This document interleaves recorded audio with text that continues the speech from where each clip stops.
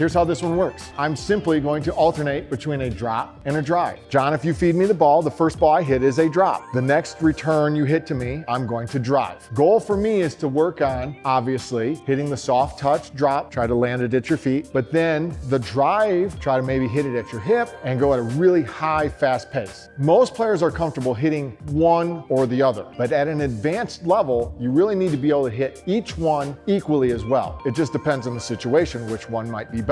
In this case, it doesn't matter what the situation is. I'm going to alternate between a drop and a drive. That way I get more comfortable hitting either one. John, if you start, feed me a friendly feed. I'm going to drop to start, followed by a drive. Drop. I'm going to drive. Drop. And drive.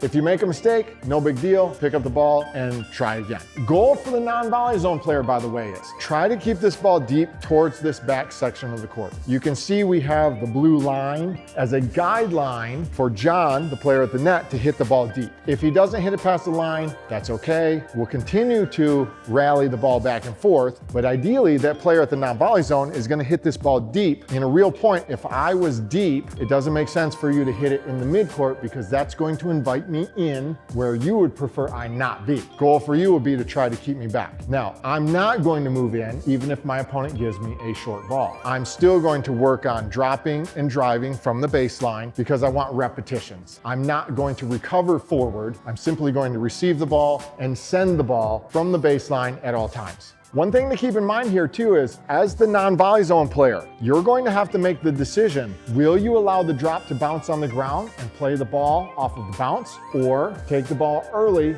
and out of the air? If I hit good drops, my opponent now has to decide how they're going to handle that ball. If I hit a drive, now my opponent has to decide, are they going to hit a backhand or a forehand? If it's on their dominant hip, for example, they're gonna have to learn to handle that pace and control that ball back to this back third of the court, as opposed to simply hitting an average volley. This is going to be beneficial for both players in that regard, where I get to mix up the pace of the ball, obviously keep the drops down and keep the drives fairly low so it doesn't go out or high in my opponent's strike zone. But then also the non-volley zone player has to be able to handle the different pace and still control the ball back to the backcourt as well as possible.